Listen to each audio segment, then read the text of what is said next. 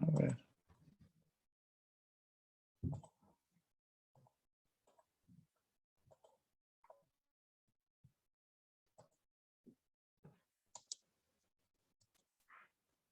Muy bien, chicos. Vamos a dar inicio a nuestra clase. El día de hoy nos toca trabajar el tema de primer civilismo. Ya en la semana previa, ¿no? Habíamos estado... ¿Qué tal, Cruz? ¿Cómo estás? Muy buenas tardes. Sí. La semana previa habíamos estado viendo el final del primer militarismo. Espero que recuerden algo, al menos de esto, ¿no? Profe, la etapa final del primer militarismo, claro.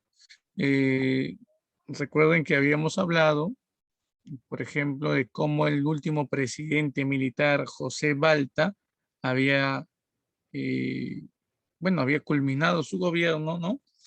Siendo asesinado por una rebelión de un grupo de miembros del ejército, los llamados hermanos Gutiérrez, ¿verdad?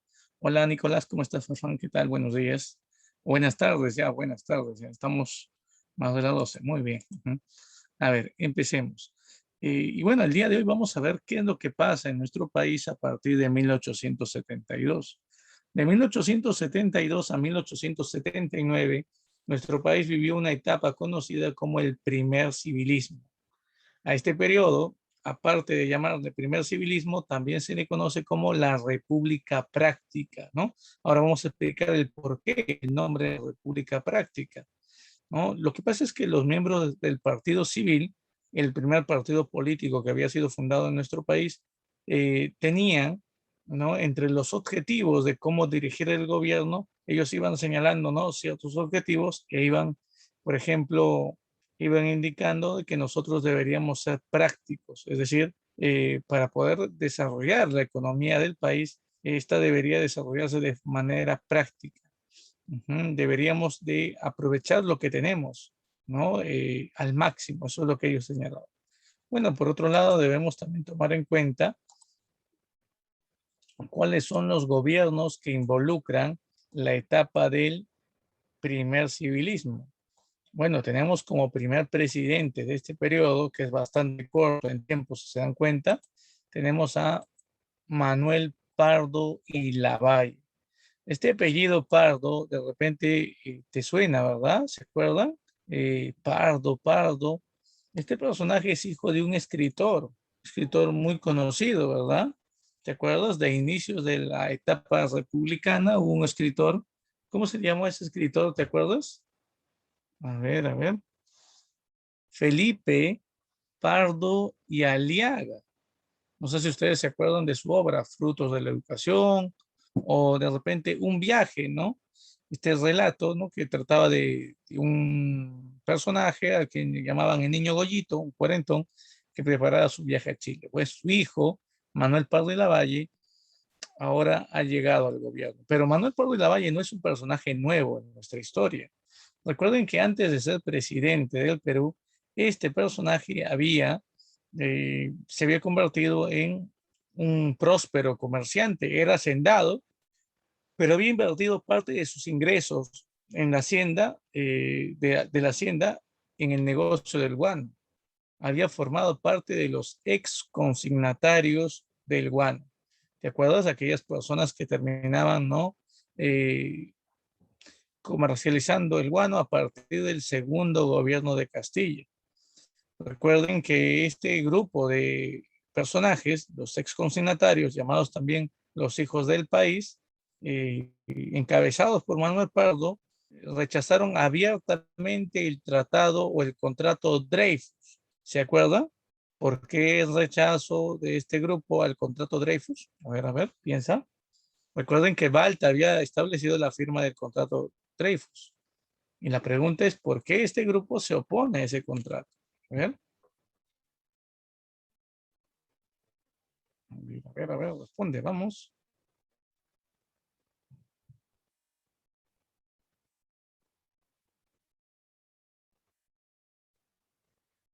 Muy bien, Ramos, excelente. Excelente, Flores. Claro, lo dejó sin chamba, pues, prácticamente, ¿no? Claro, porque los consignatarios guaneros ahora ya no tendrían la potestad de seguir comercializando el guano.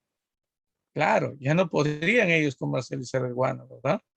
porque ahora Dreyfus era el único, recuerden, que iba a comercializar el guano, el único, recuerden, el monopolio a favor de la casa Dreyfus. Muy bien, sigamos avanzando, sigamos avanzando. Por aquí tenemos, miren, a Manuel Pardo y Lavalle. Él es el primer presidente civil del Perú, no te vayas a olvidar de ese dato. Primer presidente civil.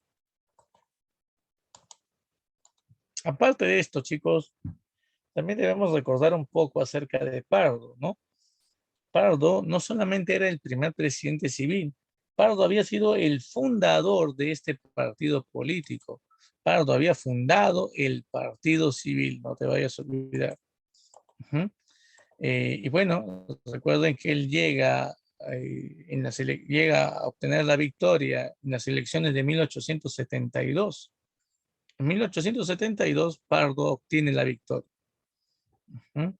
Ahora, recuerden que su victoria en las elecciones se vio sobre todo no afectada por la rebelión de los hermanos Gutiérrez unos días después. Estos tenientes del ejército querían evitar que los civiles lleguen al poder y se levantaron en armas, incluso causaron la muerte del presidente Balta, lo asesinaron a Balta, nombraron a uno de estos hermanos Gutiérrez como presidente, imagínate. Bueno, la Marina y el pueblo peruano respaldó la elección de Pardo y bueno, ya sabes qué pasó con los hermanos Gutiérrez, ¿verdad? Fueron masacrados a palos, otros fueron colgados de la torre izquierda de la Catedral de Lima y bueno, solamente uno escapó. Entonces, se puede decir que en la rebelión de los hermanos Gutiérrez fue un intento fallido de continuar con el militarismo. Una vez que Pardo llega al poder, Pardo sabe muy bien que los militares lo odian. Los militares han intentado evitar que él llegue al poder, incluso asesinaron al presidente Balta. Si asesinaron a Balta, ¿qué es lo que podrían hacer estos militares contra Pardo? Imagínense. ¿Qué es lo que qué es lo que podrían hacer estos militares con Pardo? Así que Pardo decidió tomar medidas, obviamente, en contra del ejército. Pardo temía que le dieran un golpe de Estado. Así que, ¿cómo evitar el golpe de Estado? Bueno, hostigando a los militares. Por ejemplo, reduciendo el presupuesto del ejército. Él redujo el presupuesto militar, no se vayan a olvidar esto, terminó también pasando al retiro, obligando a que se pase al retiro. Sí, sí, Jara, claro, reduce en gran parte el número de efectivos del ejército. Pasa al retiro sobre todo a los altos mandos del grupo de los oficiales. Profe, ¿oficiales? Sí, los oficiales. El pretexto era que están viejos, ¿no? Deben pasar al retiro, necesitamos gente nueva, debemos renovar el personal. Ese era el pretexto, la justificación, porque lo que en verdad buscaba Pardo era, recuerden, lo que en verdad buscaba Pardo era tratar de sacar del ejército a los posibles golpistas, porque quienes iban a dirigir el golpe de Estado iban a ser estos oficiales, ¿no? Coroneles, generales, ¿no? Del ejército peruano. Así que los termina despidiendo. Reduce el presupuesto militar también. Eso que genera que se reduzca la compra de armas, por ejemplo, lo cual es cierto, como comenta por aquí Jara, eso hizo vulnerable el Perú, ¿no? Frente a un futuro conflicto que pronto nos va a tocar vivir con Chile, ¿no? Y bueno, por otro lado, debemos también tomar en cuenta que Pardo impulsó la creación de la Guardia Civil. Profe, ¿la Guardia Civil? Sí, la Guardia Civil. ¿Qué es la Guardia Civil? La Guardia Civil es el antecedente más remoto a lo que hoy llamamos como Policía Nacional del Perú. Miren el nombre, Guardia Civil. ¿Qué significa? Que no tenías tú que pasar a ser, ¿no? O llevar una vida castrense. No era necesario que tú lleves una vida castrense, o sea, en el ejército, para que tú puedas asumir, ¿no? El uso de armas. La Guardia Civil es un grupo, ¿no? De civiles que van a poder utilizar armas y para poder sobre todo controlar los estragos al interior del país. Todos los problemas internos que se den, ¿no? En cada una de las ciudades del país deben ser reguladas por la Guardia Civil, ya no por el ejército, lo cual también justifica que se reduzca el número de efectivos del ejército en gran cantidad. Pero fue una pregunta, ¿pero había algo detrás de esto? Claro. Si los militares intentaban dar un golpe de Estado contra Pardo, si los militares intentaban dar un golpe de Estado, la Guardia Civil iba a respaldar al gobierno de Pardo. Es decir, la Guardia Civil podría sofocar cualquier levantamiento militar en contra del gobierno de Pardo. ¿Me entiendes? Cualquier intento de golpe de Estado, cualquier sublevación podría ser, ¿no?, aplastada por esta Guardia Civil. Así es. El nombre, nada más acuérdate, Guardia Civil, ¿no? Para hacer alusión de que ellos no son militares. Por otro lado, también tenemos la política en relación al guano. ¿Cómo que política en relación al guano? Todavía el guano tenía algún valor económico en el mundo. Uh-huh.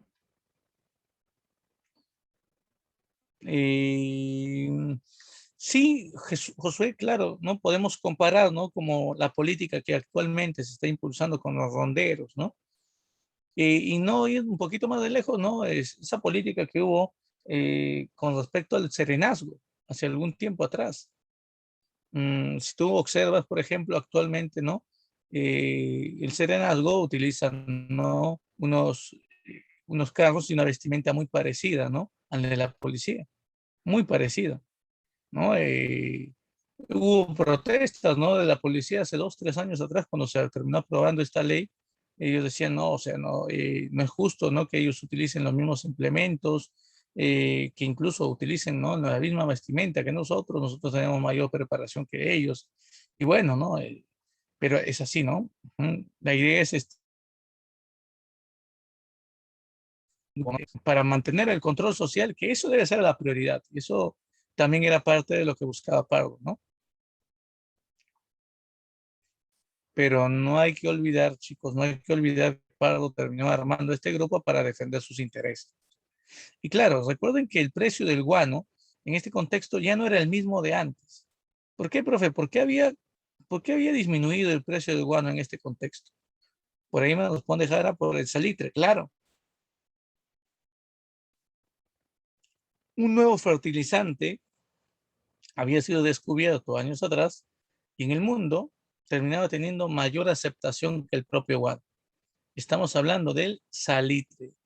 Estamos hablando del salitre. No te vayas a olvidar de esto. ¿Sí? Ya no se vayan a olvidar de esto, por favor.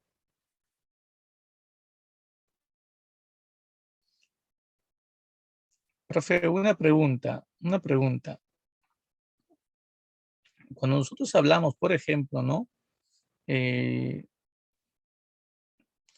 de la política del guano, debemos tomar en cuenta que si bien es cierto, el guano no valía lo mismo.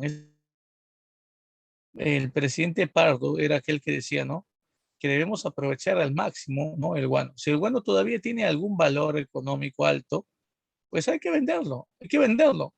No hay que soñar con que hoy tuvimos antes, ¿no?, la prioridad de vender guano a un mayor precio, ahora ha disminuido, ¿no? No hay que lamentarnos por eso, ¿no? Pablo decía, ¿no? Desde el momento en el que el guano empieza a tener alta demanda en el mercado mundial, y ya se sabía que el valor del guano a nivel mundial no iba a ser el mismo. Ya se sabía desde ese momento. Ahora, por otro lado, debemos también tomar en cuenta lo siguiente. Ujú. Debemos tomar en cuenta, por ejemplo, que en tiempos de Pardo se firmó el último contrato guanero. El primer contrato, recuerden, bajo el sistema de las consignaciones, que se firmó en tiempos del primer gobierno de Castilla, fue el contrato Gibbs. Aquí se va a firmar, ¿qué contrato? El contrato Rafael, una casa inglesa, Rafael e Hijos, va a ser la que va a negociar con el gobierno de Pardo para ser la única que termine vendiendo el guano en este tiempo. Profe, una pregunta, ¿y qué pasó con el contrato Dreyfus? ¿Qué pasó con Dreyfus? Porque Dreyfus no iba a ser el único que iba a comprar el guano y todo lo demás. Eh, lo que pasa es que Dreyfus da un grito al cielo porque se da cuenta, ¿no? A los meses nada más de firmado el contrato, se da cuenta que el valor del guano en el mercado mundial ya no era el mundo, no era el mismo, ya no se elevaba, no se mantenía tampoco en equilibrio, sino disminuía. Ante esto, Dreyfus exigió al Estado peruano que se termine, ¿no?, anulando el contrato. Por eso es que el contrato Dreyfus se anula, no te vayas a olvidar, y ya en tiempos de Pardo se firma un nuevo contrato, el contrato Rafael, dando así paso al sistema de las consignaciones. No te vayas a olvidar de esto, dando así paso al sistema de las consignaciones. Bueno, por otro lado, también debemos tomar en cuenta el caso del estanco al salitre. Entonces, ¿cómo que el estanco al salitre? Mira, el estanco al salitre es de la siguiente manera, chicos. En el Perú, para buena suerte nuestra, ¿no? Para buena suerte nuestra, el Perú tenía sus propios yacimientos de salitre. ¿Dónde, profe? En una provincia ubicada al sur del Perú, profe, Tacna. No, no, más al sur, profe, pero no tenemos territorios abajo, al sur de Tacna. En ese tiempo sí teníamos Arica y al sur de Arica incluso teníamos la provincia de Tarapacá. Tarapacá era el yacimiento de salitre que el Perú tenía. Es una zona salitrera. Entonces, profe, qué buena suerte del Perú, ¿no? Tenía guano, ahora tiene salitre, sí, imagínate eso. Fuimos una especie de bendición, ¿no? Fue una bendición para nosotros encontrar salitre. Ahora, la idea era cómo explotar el salitre. No podíamos cometer los mismos errores con el guano. Eso es lo que decía Pardo. Pardo decía, ¿no? El guano inicialmente fue aprovechado por cualquier tipo de personaje, como por ejemplo Quirós, que terminó negociando el alquiler de las islas y al final se volvió multimillonario. Luego el Estado le da la oportunidad a extranjeros para que vendan el guano y bueno, al final se benefició solamente a la burguesía extranjera, mas no se terminó formando una burguesía nacional, es lo que decía Pardo. Pardo decía, es momento de que los peruanos manejemos el negocio de salitre, pero no de forma particular. Eso no funciona. Es el Estado quien debe manejar el negocio del guano. Y es por eso, chicos, que se terminó decretando el estanco, disculpen, el comercio de salitre. Por eso se decreta el estanco al salitre. Profe, ¿qué es esto? En 1873 se establece que, si bien es cierto, al Perú, a Tarapacá, podían llegar diversas empresas de diversas nacionalidades, sobre todo llegaban empresas chilenas y empresas inglesas, ellos pueden extraer el salitre peruano, pueden extraerlo. Y después, si ellos quieren venderlo a otros países del mundo, si quieren exportarlo, pues tendrán que pagar un impuesto de Estado. ¿Ya? Eso es lo que inicialmente se acordaba.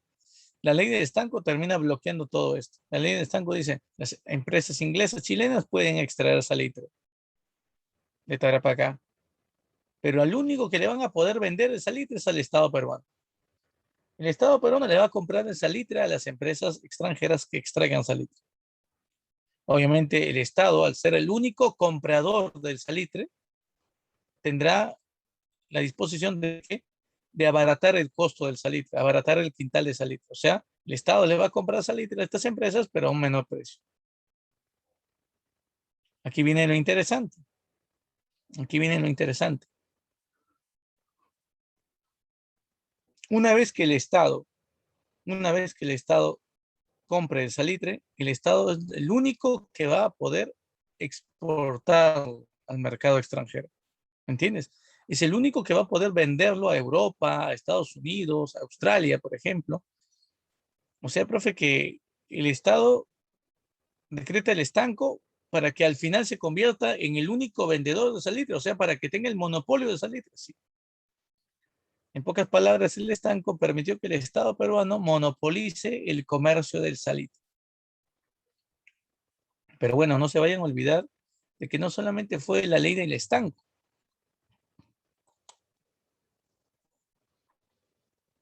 Meses después, el gobierno de Pardo también termina estableciendo la ley de nacionalización del salitre. Profe, ¿cómo es esto? La ley de nacionalización del salitre decía lo siguiente: el Estado puede expropiar, o sea, puede quitarle, usurpar, ¿no? Las empresas, maquinarias de uso extranjero en el Perú. O sea, todas aquellas empresas extranjeras dedicadas a la extracción de salitre fueron expropiadas por el Estado peruano y luego pasaron de ser empresas extranjeras a ser empresas peruanas, empresas nacionales. Y el Estado es el que manejaba justamente estas empresas. Profe, pero esos empresarios extranjeros no se podían quejar porque el Estado les está quitando sus empresas, sus maquinarias. Claro que sí. Por eso es que la ley de nacionalización iba junto a algo que se llamaba indemnización. Es decir, si tú eres, por ejemplo, un chileno o un inglés y yo gobierno peruano, te quito tu empresa de salitre, pues yo tengo que indemnizarte por haberte quitado esa empresa. El problema aquí es que la indemnización no se dio de forma inmediata. Es decir, no es que el gobierno de Pardo no le quitó las empresas y inmediatamente los indemniza. No, la indemnización fue no posterior, muchos años después, lo cual obviamente, si te pones a pensar, generó molestia. Muchos empresarios chilenos e ingleses estuvieron enojados, obviamente, con el Estado peruano porque el gobierno les había quitado, ¿qué cosa? Sus empresas. Así es. Y bueno, por otro lado, debemos también tomar en cuenta la firma del Tratado Ribagüero-Benavente. Entonces, ¿cómo es esto del Tratado Ribagüero-Benavente? Lo que pasa es que este tratado llamado Ribagüero-Benavente, firmado en 1873, por si acaso, lleva los nombres de los ministros de Relaciones Exteriores, tanto del Perú como también de Bolivia en ese tiempo. José de la Ribagüero y Osma, hijo del ex primer presidente del Perú, ¿te acuerdas? José de la Ribagüero y Sánchez Boquete, era ministro de Relaciones Exteriores. Y bueno, por parte de Bolivia, no el personaje apellidado Benavente. Ahora, ¿por qué se firma este tratado? Lo que pasa es que para ese contexto Chile se estaba armando totalmente. Chile había comprado cañones Krupp de fabricación prusiana, rifles Cumberland de fabricación norteamericana, ¿no? Fusiles Armstrong de fabricación inglesa, imagínate. Y lo último que había adquirido Chile eran dos acorazados, chicos. Uno llamado el Blanco Encalada y el otro llamado el Thomas Cochrane. Obviamente, si Chile invertía en armamento, en tecnología militar, esto significaba que Chile o planeaba iniciar una guerra o planeaba no mostrar su poderío militar. Esto terminó generando el temor en países como Bolivia. Bolivia, hace varios años antes, nos exigía, ¿no? Perú, por favor, hay que firmar un tratado de defensa, ¿no? Para ayudarnos, no vaya a ser que Chile nos quiera agredir. El Perú siempre le había dicho a Bolivia, no, no, siempre había mostrado el Perú, ¿no? Una actitud de no aceptar la negociación. Pero información del, al gobierno peruano de que Chile había adquirido estos acorazados gemelos, Blanco Encalada y el Thomas Cochrane, impulsó al gobierno de Pardo a decir hay que hacer algo. Y Pardo dijo, bueno, si Chile ha comprado estos dos acorazados, el Perú también tiene sus dos acorazados. Podremos hacer frente a Chile con nuestros acorazados. ¿A qué se refería Pardo cuando hablaba de acorazados? Profe, embarcaciones militares. El Huáscar, profe, la independencia que compramos para enfrentar a España y que no lo hemos usado. Eh, no, no era eso. En primer lugar, no eran acorazados, eran barcos blindados nada más. Profe, entonces, el Pardo se refería a los países que nos podrían ayudar a enfrentar a Chile. Bolivia y Argentina, chicos. Cuando él se dice, ¿no? Cuando él dice, el Perú también tiene sus acorazados, hace referencia a estos dos países. Manuel Pardo sabía muy bien que la relación diplomática entre Bolivia y Chile era bastante tensa y que también había una relación conflictiva entre el gobierno chileno y Argentina. Ujú. Profe, Chile y Argentina, sí, ¿por qué? Por problemas fronterizos. Habían problemas limítrofes. Desde la época de la independencia, Chile y Argentina se disputaban el control de una zona llamada Patagonia. Ujú, claro. Entonces el Perú va a tratar de promover la firma de acuerdos de defensa con Bolivia y con Argentina. Solo vamos a conseguir el apoyo boliviano. El tratado solo se firma con Bolivia. Profe, ¿y qué pasó con Argentina? Argentina decidió no formar parte de este tratado. Tratado que llevó el nombre de Tratado de Mutua Defensa o Tratado de Alianza Defensivo. La pregunta es, ¿por qué Argentina no firmó el tratado? A ver, responde. ¿A qué se debe que Argentina no haya firmado este tratado? En primer lugar, Chile, al darse cuenta de que Bolivia y Perú estaban insistiendo a Argentina de firmar el tratado, Chile dice lo siguiente. Mira Argentina, si tú firmas el tratado de alianza defensivo con Perú y Bolivia, nosotros firmaremos otro acuerdo con Brasil. Y como tanto Brasil como mi país tenemos rivalidades limítrofes co- contigo, Argentina, te vamos a atacar. Eso generó un miedo y un temor, obviamente, en el gobierno boliviano. Profe, ¿y por qué? Eh, Mejor dicho, en el gobierno argentino. Profe, ¿por qué? Porque Argentina, chicos, sabía muy bien el poder bélico que tenía Brasil. Recuerden que Brasil es la primera potencia militar de Sudamérica en ese contexto. Si Brasil se unía a Chile, Argentina, en territorio argentino se iba a reducir de forma bastante, pero bastante rápida. Así que por otro lado, Chile le dice, pero si tú no firmas el tratado con Perú y Bolivia, yo aparte de no unirme a Brasil para quitarte territorios, estoy dispuesto a cederte la Patagonia. Chile ofrecía a Argentina ceder la Patagonia si el Perú no firmaba el tratado. Y esos son los motivos principales por los que Argentina no firma el tratado, chicos. Ahora, hay un tercer motivo, y por aquí Jara lo dice, ¿no? Claro, Argentina y Bolivia, una alianza entre estos dos países era difícil. ¿Por qué, profe? Porque tenían problemas limítrofes también. Se disputaban territorios, imagínate. Argentina obviamente le conviene no firmar el tratado, ¿no? Si no firma, no se gana problemas con Brasil, tampoco se gana problemas con Chile, y si no firma, también recibe el territorio de la Patagonia, así que Argentina decide no firmar. Esos fueron los motivos por los que Argentina decidió no firmar el tratado. Bueno, también el gobierno de Pardo está relacionada a una reforma educativa que se da durante este tiempo. Reforma educativa, sí. Y, por ejemplo, se termina fundando la Escuela de Ingenieros Civiles y Minas, que en la actualidad recibe el nombre de UNI. ¿La UNI? Sí, la Universidad Nacional de Ingeniería. Este es el antecedente a la UNI, chicos. Y obviamente hubo un personaje que dirigió esta Escuela de Ingenieros Civiles y Minas en este tiempo, Eduardo de Javich. Sí, él fue el ingeniero y que estuvo a cargo, ¿no?, de dirigir esta escuela, ¿no? Ujú. Y bueno, por otro lado, también tenemos la creación en este tiempo de la Escuela Superior de Agricultura, lugar que servía para la formación de ingenieros agrónomos.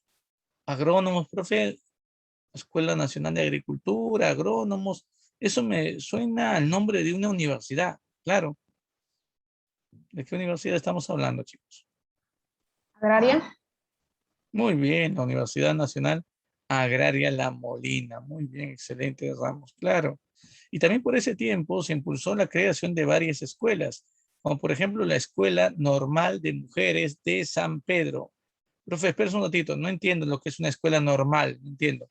O sea, que también hay escuelas anormales, profe. No, no, no, no, no, no, no, no. No es eso, chicos. Cuando se habla de escuelas normales, cuando hablamos de escuela normal, la escuela normal es aquella escuela donde se van a formar docentes, donde se van a formar profesores. En este caso, la creación de la Escuela Normal de Mujeres San Pedro, ¿no? Nos mostraba que ya las mujeres ingresaban al magisterio, ingresaban a este ámbito, ¿no? Laboral. Y bueno, por otro lado, debemos también ir tomando en cuenta que en 1800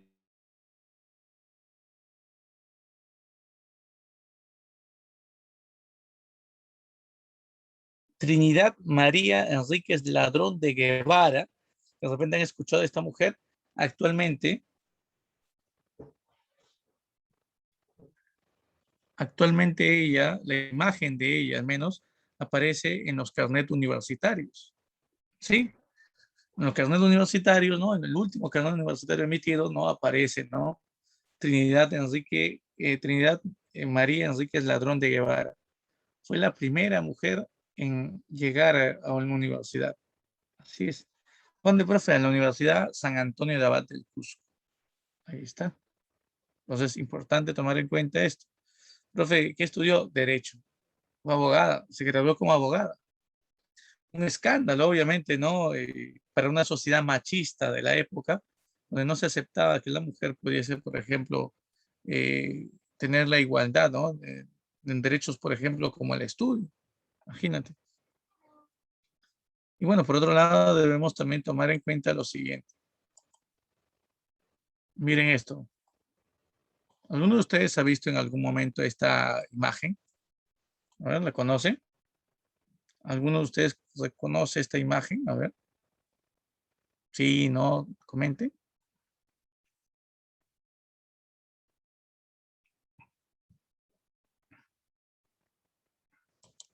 No, no han visto nunca esta imagen. Esta es una caricatura, chicos, política, eh, que fue publicada, ¿no? Durante el gobierno de Manuel Pardo. Miren, quiero que veas esto. ¿Qué dice por aquí? Mira, ¿qué dice aquí?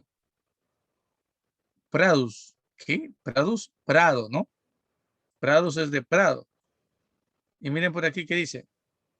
Pardus. Pardus viene de pardo. ¿Qué? Profe, aquí ya me estoy confundiendo. Ya, total, ¿es Prado o es Pardo? Los dos estaban vivos. Los dos estaban vivos. ¿Qué? Pues, ¿en serio?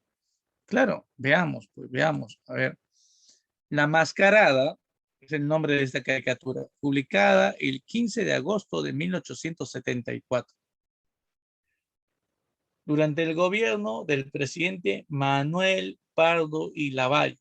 En esta caricatura, ujú, se representa al presidente Pardo, no sé si ustedes lo ven, que cumple el papel de Julio César en el Senado. Miren, él está ingresando al Senado. Aquí está. Ujú. Miren, aquí está. Él es el presidente. Claro. Profe, ¿y qué tiene que ver esto? Aparece otro personaje aquí en escena, miren. Este de aquí. Personaje que representa a Bruto,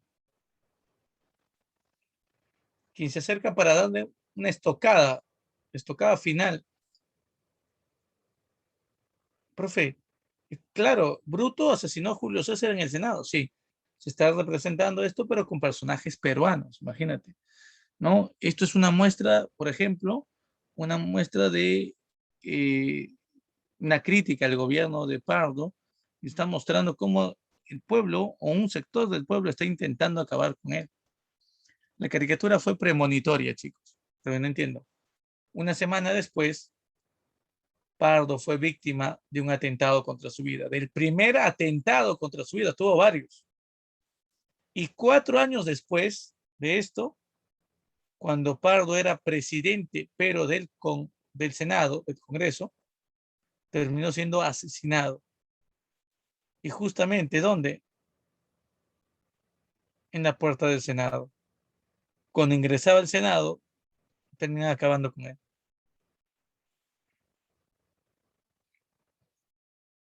Profe, ¿en serio? Claro. Veamos por aquí. Miren, aquí está.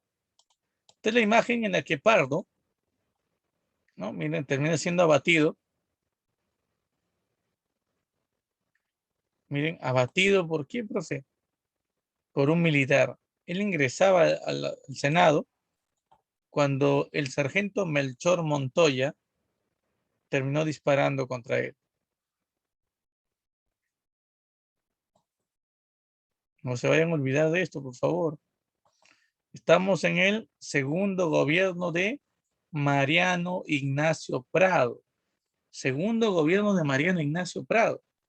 1876 a 1879, chicos. 1876 a 1879. Durante esta etapa, el gobierno del ex militar, recuerden porque Mariano Ignacio Prado había sido militar, recuerden que él había dado un golpe de Estado al gobierno, al presidente Balta y había dirigido la lucha, ¿te acuerdas?, contra España. ¿Te acuerdas o no de su gobierno? Bueno, él volvió al poder, pero ya es un militar tirado, ahora es miembro del Partido Civil, amigo cercano también a muchas familias civilistas de la época, y el Perú en ese contexto se encontraba en crisis.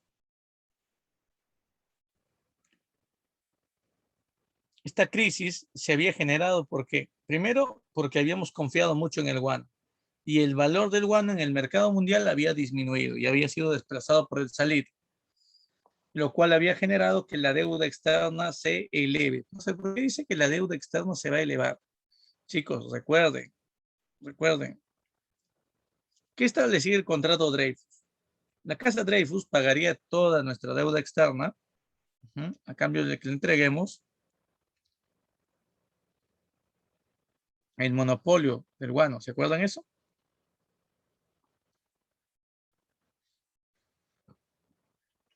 Pero además de esto, Dreyfus se comprometía a prestarnos dinero, chicos. ¿Qué significa? Si el Estado peruano quería algún préstamo, quería obviamente obtener un préstamo, Dreyfus se comprometía a darnos ese préstamo. Sí, nos iban a otorgar este crédito, chicos. Claro, esto se sumaba a la deuda externa, pero al final Dreyfus se comprometía a pagar la deuda externa también incrementada en ese contexto.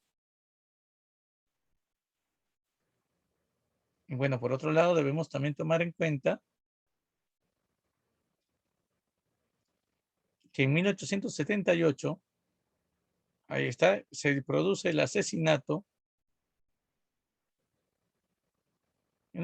chicos, de Manuel Pardo y Lavalle, expresidente del Perú y presidente en ese momento del Congreso. Así es. Profe, ¿por qué Melchor Montoya no mata? Porque Melchor Montoya era uno de los tantos miembros del ejército que se habían visto afectados por las políticas, sobre todo, ¿no?, antimilitares por parte de Pardo durante su gobierno. Recuerda, su padre había pasado a retiro, había sido dado de baja. Imagínate, eso había afectado. La reducción del presupuesto del ejército también había reducido mucho el poder de la institución policial. Así es. Y bueno, por otro lado, debemos también tomar en cuenta que durante el gobierno de Mariano Ignacio Prado, los pierolistas deciden levantarse en armas, ¿sí?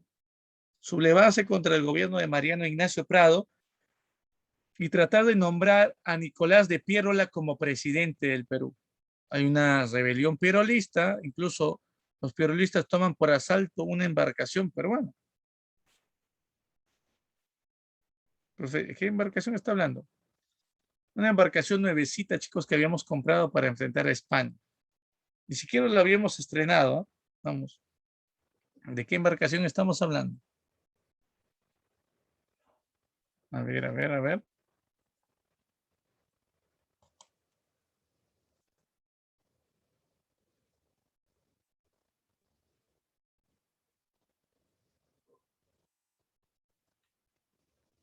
El Huáscar, chicos, el Huáscar, claro, el Huáscar. El Huáscar lo habíamos comprado como motivo del conflicto con España, ¿no? Y el Huáscar fue capturado por estos rebeldes pierrolistas. Ujú. Cuando el gobierno de Mariano Ignacio Prado se entera, ¿no? Recibe la información de que los pierrolistas han tomado por asalto el Huáscar, decide declarar al Huáscar como un barco pirata.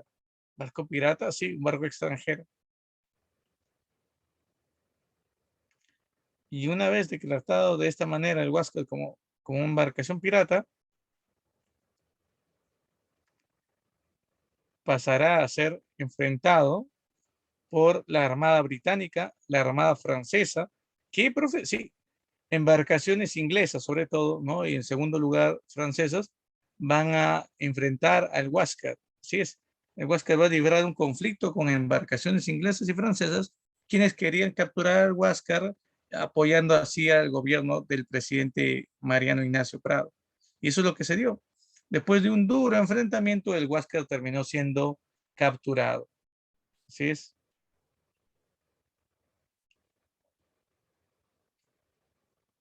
Muy bien, sigamos avanzando, chicos. Por otro lado, en el segundo gobierno de Mariano Ignacio Prado se da inicio al conflicto entre Perú y Chile, pues la llamada Guerra del Pacífico inicia aquí. Muy bien, entonces justo con este hecho, con el inicio de la llamada Guerra del Pacífico, llega a su fin el segundo gobierno de Mariano Ignacio Prado, bueno, en explicación por separado, porque eh, su gobierno todavía no termina y bueno, ¿no? Mariano Ignacio Prado va a tomar cartas en el asunto con respecto al problema en Chile. Profe, una pregunta. Entonces, se puede decir que Mariano Ignacio Prado fue el presidente cuando inició, presidente de Perú cuando inició la Guerra del Pacífico. Claro que sí. Vamos a verlo por aquí. Vamos a ver esto. Es que si bien es cierto, chicos, esta parte no lo vamos a ampliar más la siguiente semana, ¿no? Es importante tomar en cuenta algunos puntos. En primer lugar, ¿a qué se llama Guerra del Pacífico? El nombre Guerra del Pacífico hace un enfrentamiento de carácter regional, ¿sí? De carácter regional, que se termina librando entre Perú, Bolivia y Chile. Profe, ¿por qué es regional? Porque se termina desarrollando en la zona centro-occidental de América del Sur. Sí, en la zona centro-occidental de América del Sur. Ahora, en este conflicto, Perú y Bolivia van a ser aliados, mientras que Chile va a recibir financiamiento económico de la principal potencia del mundo. ¿Estamos hablando de qué país? A ver, Estados Unidos no. Estados Unidos no era la potencia en ese momento. Estados Inglaterra. Unidos va a llegar. Claro, muy bien, Ramos, excelente. Recuerden que Estados Unidos pasará a ser la primera potencia del mundo tras la Primera Guerra Mundial, 1919 en adelante. Todavía falta. Muy bien, ¿qué profe? ¿Los ingleses financiando a Chile? Sí, los ingleses financiando a Chile para que acaben, ¿no? Con el Perú y Bolivia. Así es. Ahora, ¿cuál es la causa? Dime, ¿cuál sería la causa principal? ¿Por qué se desata un conflicto entre Perú y Chile? ¿Por qué? ¿Cuál es la causa? ¿Qué es lo que buscaban, no? Por ejemplo, los chilenos. ¿Qué es lo que buscaban los ingleses, no? En pocas palabras también. A ver, muchachos, ¿alguna idea?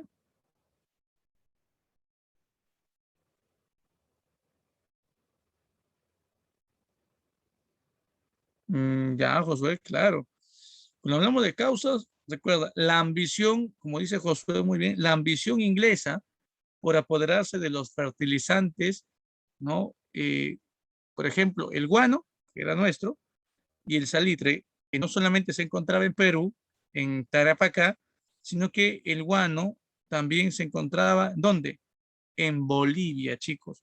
Que, disculpen, el salitre también se encontraba en Bolivia. ¿Qué, profe? O sea que Bolivia también tiene yacimientos de salitre, sí. ¿Cómo se llama aquel territorio de Bolivia donde se encuentran los yacimientos de salitre? A ver, para conocer, chicos. Aquí está el mapa, miren. Esta es la zona de Tarapacá, mira.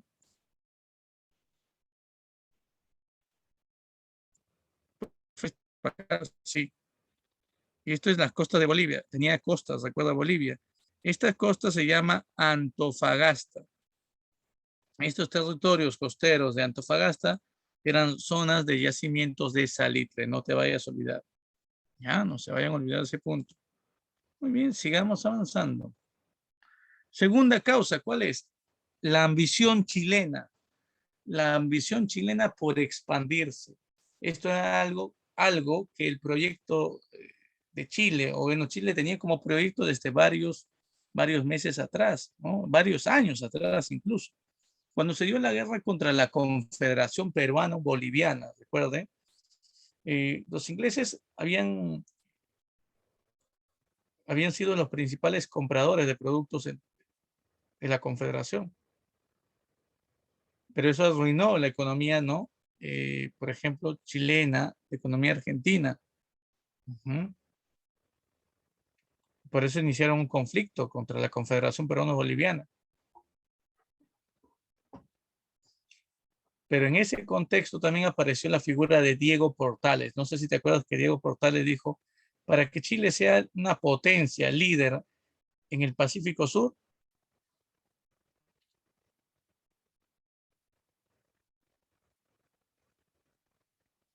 Chile tiene que expandirse hacia el norte o hacia el este. Eso es lo que había dicho. Por lo tanto, ¿cuándo se va a llevar a cabo, a práctica este proceso, no? Obviamente ahora. Listo. Ahora, chicos, también para todo conflicto hay pretextos. Dime, ¿cuál es el pretexto para que Chile declare la guerra al Perú en ese tiempo? ¿Cuál era el pretexto? A ver, dímelo, dímelo.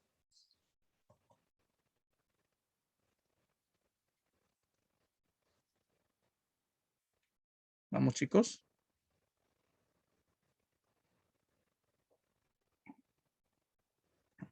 ¿Qué pretexto usó Chile para iniciar el conflicto contra nosotros? A ver,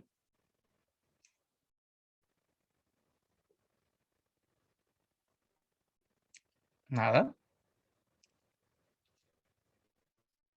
Para poder entender mejor esto, chicos, vamos a ver los antecedentes. Hay que ver los antecedentes analizando los tres países. Vamos a analizar primero el caso de Bolivia. En el año de 1866, el presidente boliviano de ese entonces, Mariano Melgarejo, decidió impulsar la firma del Tratado Vergara-Muñoz. Escucha bien, ¿eh? El presidente boliviano, Mariano Melgarejo, impulsó la firma del Tratado Vergara-Muñoz. Un tratado a través del cual el gobierno de Bolivia le daba la autorización a empresas chilenas e inglesas, anglo-chilenas, vamos a llamarlo, a estas empresas, de poder extraer el salitre de la zona de Antofagasta.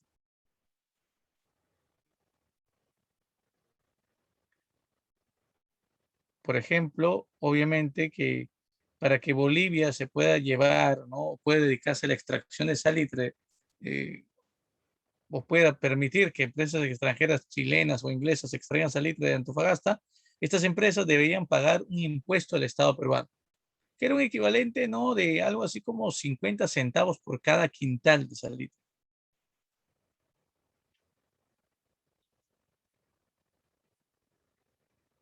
Profe, 50 centavos por cada quintal de salitre, sí. En el Tratado Vergara-Muñoz se establecía lo siguiente. El impuesto que iban a pagar estas empresas anglo-chilenas por extraer salitre de la zona de Antofagasta, se indicaba bien claro que dichos impuestos no podrían verse afectados a menos que pasen 25 años.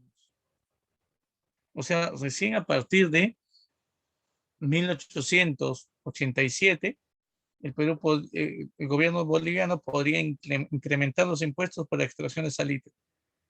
Profe, ¿y eso por qué? Bueno, fue un acuerdo que se terminó tomando en cuenta en ese tiempo, ¿no? Bajo esas condiciones, para obviamente garantizar, ¿no? La estabilidad y la presencia de las empresas dedicadas a la extracción de salitre. Muy bien. Ahora, por otro lado, debemos también tomar en cuenta, chicos, qué va a pasar después, tiempo después. Miren, en 1873 sabemos que se firmó el Tratado de Alianza Defensivo entre Perú y Bolivia, ¿verdad? Ya sabemos cuáles son los motivos por el cual Argentina no firmó el tratado, ¿verdad? ¿Te acuerdas? Miedo a una alianza entre Chile y Brasil que le afecte sus intereses. También, otro motivo es que Chile le ofreció cederle la Patagonia. Y el tercer motivo, ¿cuál fue, chicos? Problemas limítrofes con el país de Bolivia. Por eso es que una alianza entre Bolivia y Argentina era difícil. Ahí está. Ahora, vamos a avanzar hasta 1879, pues. 1879, sí. El presidente Hilarión Daza, el presidente Hilarión Daza, ¿no? De Bolivia, decidió incrementar los impuestos a la explotación del salitre en 10 centavos. En 10 centavos, sí. Él es el reemplazo, el sucesor del presidente Mariano Melgarejo y decidió incrementar los impuestos a la extracción de salitre en la zona de Antofagasta en Bolivia en 10 centavos por cada quintal. 10 centavos por cada quintal. Yo te hago una pregunta. Lo que el presidente Hilarión Daza está haciendo, ¿se podía hacer? ¿Se podía incrementar los impuestos? ¿Sí o no? Porque te digo que las empresas anglo-chilenas en ese momento decidieron no pagar estos impuestos. Decidieron no pagar estos 10 centavos de más por cada quintal. Ellos alegaban de que esto no podía hacerse, de que había un tratado firmado anteriormente, de que prohibía, por ejemplo, al gobierno boliviano eh, elevar el impuesto a la extracción de salitre. Ahora, la pregunta es, chicos, ¿quién tiene la razón? ¿El presidente Hilarión Daza de Bolivia o las empresas anglo-chilenas que extraen salitre de Antofagasta? ¿Cuál de estos dos grupos tenía la razón en ese tiempo? A ver, menciona.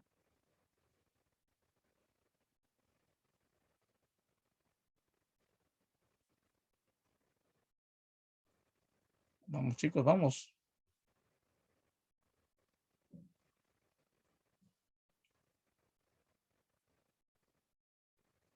¿Qué piensas tú? ¿Está bien que el gobierno de Bolivia le elevó el impuesto en 10 centavos? ¿Esas empresas deben pagar ese impuesto o debería ser más bien eh, que el gobierno de Bolivia no elevase el impuesto? Profe, claro, claro, el tratado mandaba, por lo tanto Bolivia no podía hacer esto. Pero ¿y por qué Hilarión Daza entonces realiza esto? Lo que pasa es que para ese momento el precio del salitre a nivel mundial se había disparado. Los bolivianos siempre obtenían, ¿qué cosa? La misma ganancia. Entonces ellos se dan cuenta de que si el valor del salitre se ha elevado a nivel mundial, por lo tanto, también debería elevarse el precio, ¿no? Elevar el precio, obviamente, del salitre por cada, ¿no? Por cada, eh, por cada quintal que le terminen permitiendo extraer, deberían pagar más impuestos. Al final, esto molestó tanto a los chilenos quienes decidieron no pagar el impuesto. Bolivia también se enoja y terminan la Armada o las fuerzas militares de Bolivia terminan prácticamente tomando el control de Antofagasta, evitando así que se lleven al extranjero mercancías.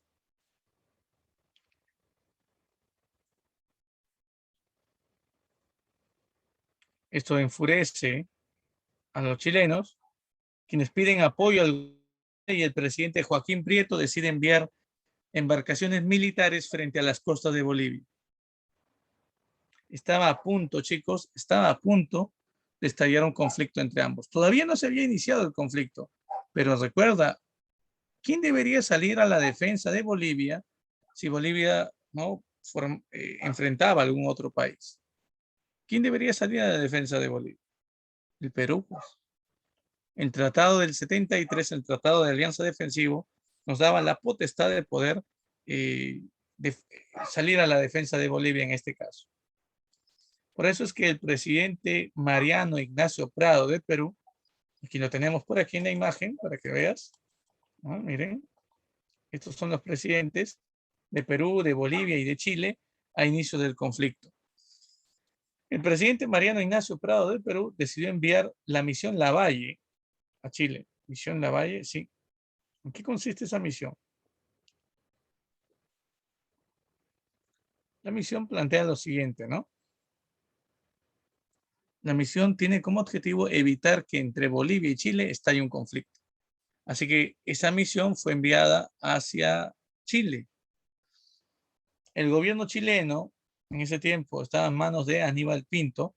Pinto recibe al ministro peruano.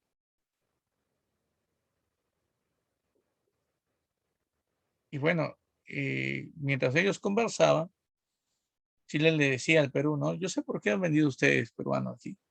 Ustedes no han venido a buscar la paz entre mi país y Bolivia. Es más, ustedes saben muy bien que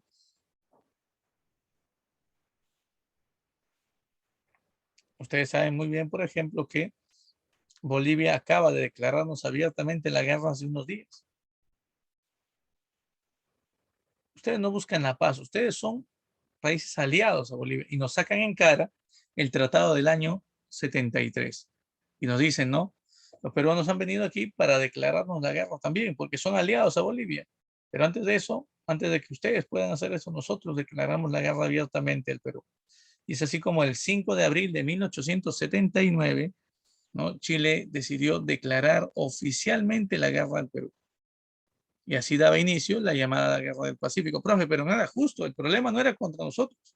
Bueno, era un conflicto que tarde o temprano le tocaría al Perú afrontar. Entonces, hay que decirlo así, chicos. Muy bien. Entonces, sigamos avanzando. Ahora nos toca hablar, por ejemplo, de la fase marítima del conflicto. Profe, fase marítima, sí. La Guerra del Pacífico se divide en dos momentos, chicos. En dos momentos. Una fase marítima, pues una segunda fase, que es la fase terrestre, ¿no? El día de hoy vamos a hablar de la fase marítima, ¿no? Y bueno, el combate que marque el inicio de esta campaña marítima o de esta fase marítima es el combate de Iquique. ¿Sí? ¿Seguro? Eso dicen todos los libros, pero déjame decirte que no. Hay un combate anterior a Iquique. Entonces, ¿cómo se llama? Combate de Chipana.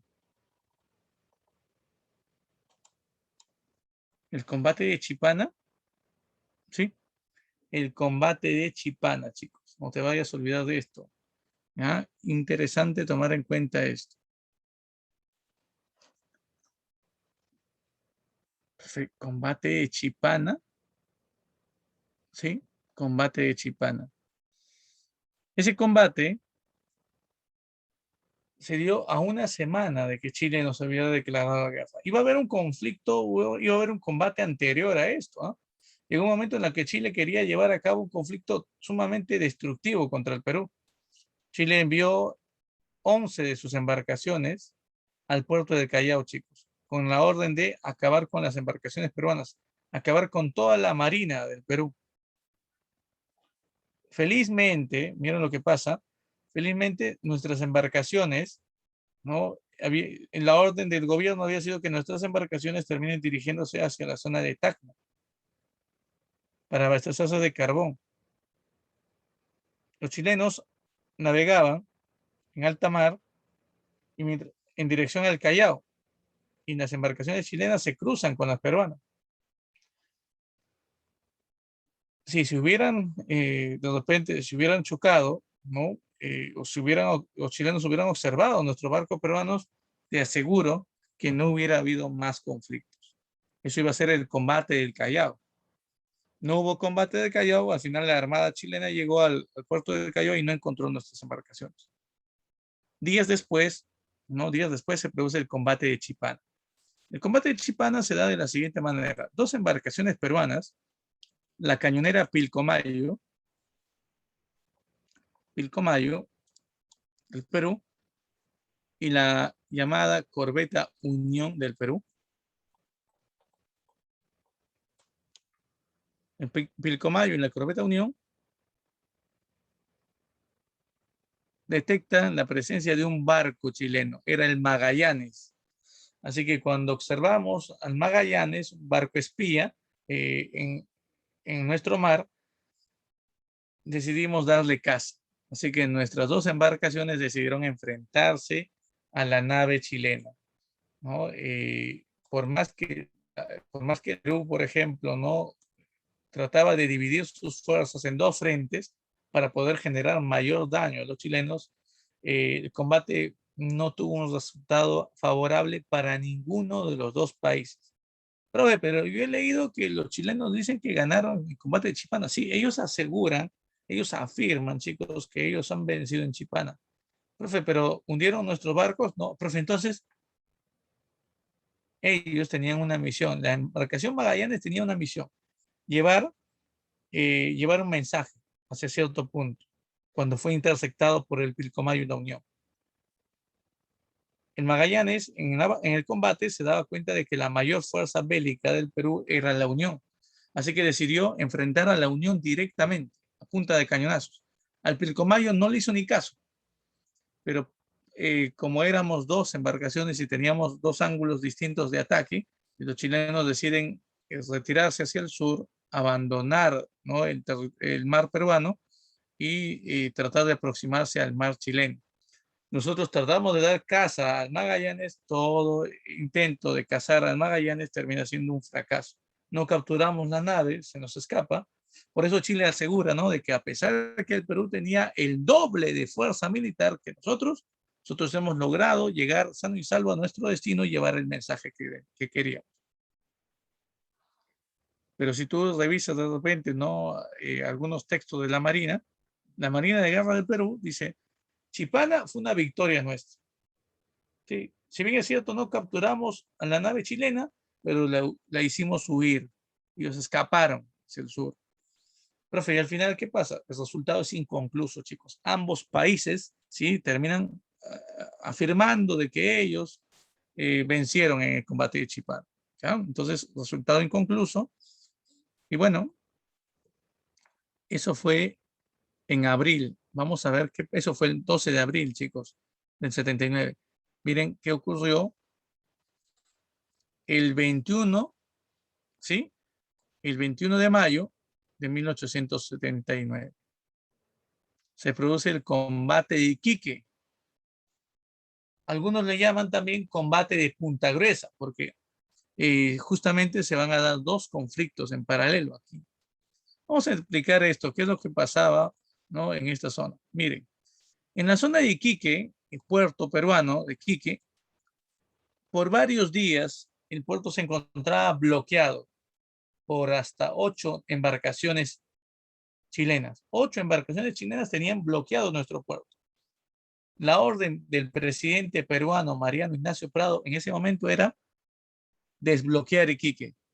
Sí, para eso se necesitaba la mayor fuerza naval del Perú. Y esa mayor fuerza naval la constituían dos naves. ¿Cuáles son esas naves, chicos? Vamos.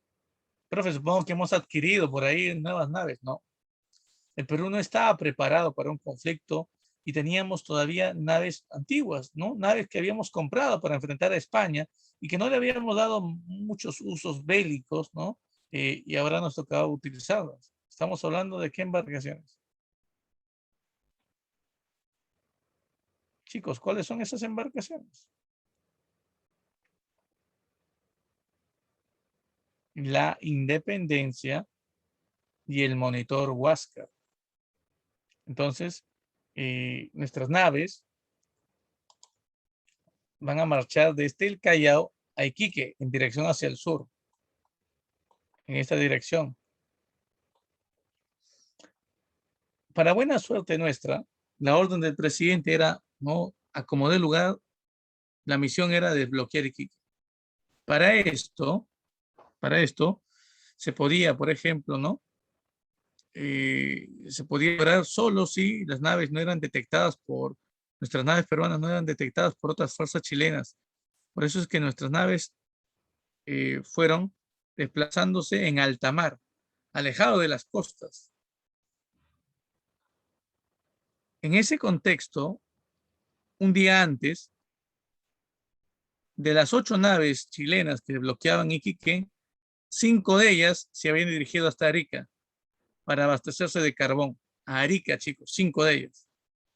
Y las naves chilenas se desplazaban pegadas a las costas, mientras nuestras naves se desplazaban, ¿no?, alejadas de la costa en alta mar. No hubo contacto entre estas dos fuerzas. Pero fue algo muy, muy favorable para nosotros, porque no era lo mismo enfrentar a 8 naves que enfrentar a 3. 3 naves, sí, aquí están, miren. La Esmeralda, la Covadonga y la Mar. Esta última era una embarcación inglesa, pero que, bueno, navegaba en estas aguas con una bandera chilena por encima, lo cual nos muestra el apoyo diplomático y el apoyo militar que todavía tienen los ingleses aquí. Así es, ¿me entiendes? Ahora, cuidado, atentos con esto, atentos, miren.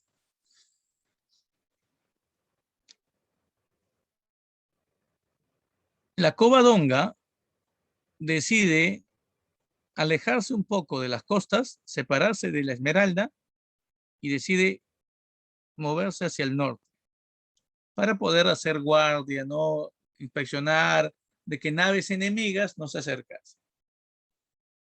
Minutos después de esto, la Covadonga, bueno, los marinos de la Covadonga observan 2 chimeneas en el norte.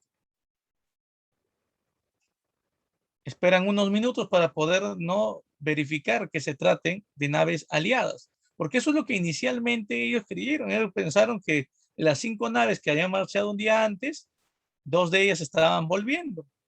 Pero cuando vieron la bicolor ahí, chicos, imagínate, ¿qué es lo que hicieron los chilenos? Decidieron inmediatamente dar un cañonazo. Profe, de nuestras naves, no, un cañonazo al aire, simplemente para alertar a la Esmeralda y a la Mar que se trataban de naves peruanas y no eran sus propias embarcaciones. Inmediatamente cuando se da el cañonazo de la Covadonga se dirige nuevamente hacia la costa, pegándose a la Esmeralda. La embarcación La Mar, al escuchar el cañonazo, se dirigió hacia el sur. Huyeron. Los ingleses huyeron. Mientras tanto, a través de megáfonos, Arturo Prat, capitán de la Esmeralda, ¿no?, y Condell, eh, almirante de la Covadonga, intercambiaban conversación. La tripulación de las 2 naves chilenas también empezaba rápidamente a pasar rancho, o sea, a comer, alimentarse lo más rápido, porque el combate iba a ser largo y no habían probado alimento hasta ese momento. Mientras están conversando, de pronto un disparo llega hasta el medio de las 2 naves. En el mar cae la bola de cañón del Huáscar. El Huáscar detona el primer disparo que da inicio al combate. Nuestras naves disparaban la Independencia y el Huáscar a larga distancia a la Esmeralda y a la Covadonga. Estas naves respondían el ataque hasta que llegó un momento en el cual Condell, que dirigía la Covadonga, tomó una decisión que ningún chileno hasta el día de hoy lo explica. Nadie explica por qué toma esta decisión. Abandona la Esmeralda y se dirige hacia el sur, escapa hacia el sur. La Esmeralda, al ver la actitud de la Covadonga, en vez de seguir a la nave de la Covadonga, se atrinchera pegado, ¿no?, al puerto de Iquique, pegado a la costa. Al darse esta división, nuestras naves también, el Huáscar, al mando de Grau, enfrentaría a la Esmeralda, que se había quedado en Iquique, mientras que nuestra mejor nave, la Independencia, al mando de Guillermo More, se dirigirían al sur a perseguir a la Cobadón. Los disparos de las naves, de estas naves en combate, habían alertado a una pequeña guarnición de soldados que estaban en tierra cerca de la costa, al mando del general Buendía. ¿Profe, soldados chilenos o peruanos? Peruanos. Tenían 5 baterías de tierra, 5 cañones de tierra, chicos. Así que los soldados peruanos se trataron de acercar a las costas y con la batería de tierra que tenían, respaldaban el ataque del Huáscar. O sea, prácticamente atacábamos nosotros a los chilenos por la parte delantera y por la parte posterior. Adelante de la Esmeralda, al frente de la Esmeralda estaba el Huáscar, ¿no? Y en la parte posterior estaban nuestros cañones en tierra respaldando el ataque. El conflicto se alargó 40 minutos aproximadamente. A medida que va pasando el tiempo, la Esmeralda hace este movimiento, miren. Cada vez va dirigiéndose hacia el norte. El Huáscar obviamente va acercándolo. La actitud de Grau en ese momento era, Grau tenía toda la ventaja. El Huáscar era un barco que superaba de todo a la Esmeralda, pero había un problema. Grau creía que los chilenos habían colocado minas debajo del mar, porque inicialmente la Esmeralda no se movía.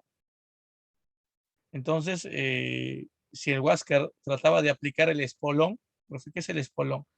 Lo que pasa es que el Huáscar, chicos, el Huáscar era una embarcación que venía teniendo en la parte frontal, la parte delantera, una especie de cuchilla de metal, ¿no? Y el Huáscar tenía la opción de embestir a la nave. Una embestida de la Esmeralda, ¿no? Podría ser letal para esta nave. Solo que Grau tenía que tener mucho cuidado. No podía arriesgar así eh, el ataque del Huáscar. Así que llegó un momento en el cual a larga distancia terminaban disparándose. Los chilenos en su nave no se preguntaban, oye, Prat, le preguntaban al almirante Prat, los peruanos nos tienen miedo, ¿verdad? Con tremendo espolón que tiene su nave en una o dos embestidas y acaban con nosotros. Y Prat le dice, lo que pasa es que Grau es muy calculador. Yo lo conozco a Grau. Grau piensa que hay minas. Cuando se da cuenta de que no hay minas, nos aplicarán el espolón. Profe, que se conocían, obviamente que se conocían. Recuerden que habían luchado juntos años atrás. ¿Contra qué enemigo, te acuerdas? Prat y Grau habían enfrentado a un enemigo en común años atrás. ¿A qué país? ¿Se acuerdan eso o no, chicos? Claro, muy bien, Josué, claro. Ujú. Claro, se habían enfrentado a España, pues. Claro, años atrás. Bueno, y llega un momento en el cual Grau decide enviar tres lanchas torpederas tripulados por nueve marinos, la mayoría principiantes, recién su primer mes, ¿no?, de servicio en la Marina. Eh, y avanzan, ¿no?, para lanzar 2 torpedos contra la Esmeralda, mientras que también un grupo especial dentro de estos nuevos personajes, el objetivo también era sumergirse en el mar y detectar si habían minas o no. Cuando nuestros buzos peruanos, ¿no?, avistan y no observan minas, dan la señal a Grau de que todo estaba despejado. Y Grau dice, preparen el espolón. Y ahora sí, llegaba la primera embestida del Huáscar contra la independencia, chicos. La primera embestida. Prat, al ver que el Huáscar a toda máquina avanzaba sobre su nave, Prat le dice, hay que resistir. Cuando estén a 15 metros de distancia, disparemos los cañones. Vamos a rematar con la artillería chilena a esta nave peruana. No nos vamos a rendir. ¡Viva Chile! Y alentaba a su ejército, obviamente, a su tripulación. Pero también había un plan. Pratt sabía de que los espolones iban a dañar fuertemente la Esmeralda. La única opción de victoria para Chile era abordar el Huáscar, es decir, que la tripulación chilena salte a la cubierta del Huáscar y tomen el control de nuestra nave. Para esto, le había dado la señal en el momento del espolón, mientras los cañones chilenos respondían el ataque peruano en embestida, en esa situación de caos, y los chilenos iban a aprovechar e iban a saltar desde su nave a nuestra nave. Para eso le había dado la orden a un pequeño trompetero apellidado Aguilar, ¿no?, de Chile, un muchacho. Apenas tenía 13 años de edad, niño. Tocaba la trompeta y él iba a dar la señal, ¿no? Para el abordaje. Entonces, cuando empiezan los disparos, ¿no? Cuando están bastante cerca de las naves y el Huáscar está a punto de embestir, intercambian disparos, los cañones entre ambos barcos, los cañonazos también se terminan dando. Y justo en ese momento es donde Prade dice, ahora sí, da la señal para abordaje. Y una bala peruana impacta en el pecho del muchacho y el niño no logra dar la señal con la trompeta de abordaje. Por eso es que cuando se da el primer espolvonazo, únicamente Prat salta a la nave peruana y bueno, un segundo oficial al mando que acompañaba a Prat también salta.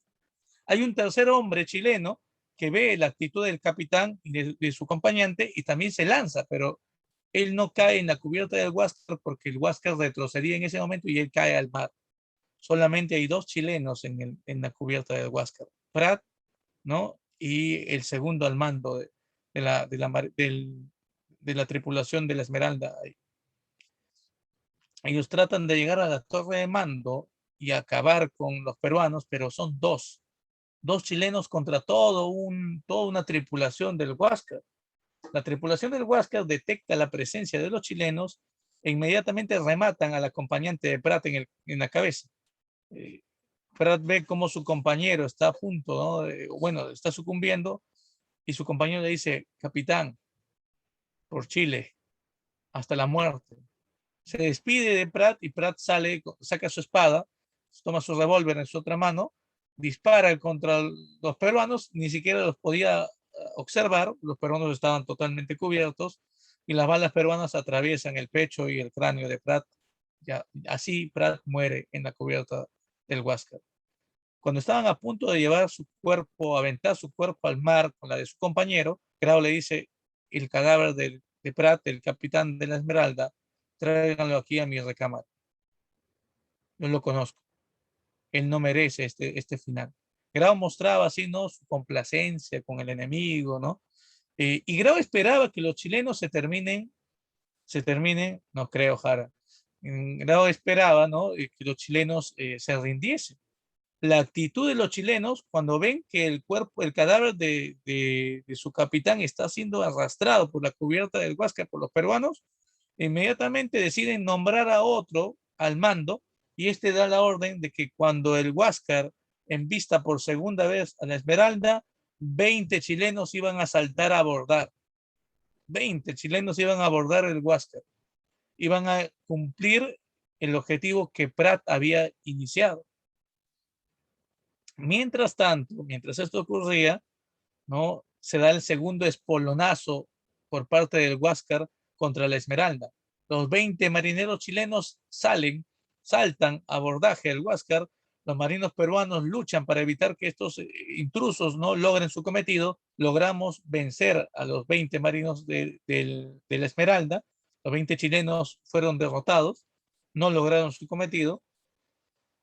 Y Grau dice, con 2 espolones, la Esmeralda está prácticamente acabada.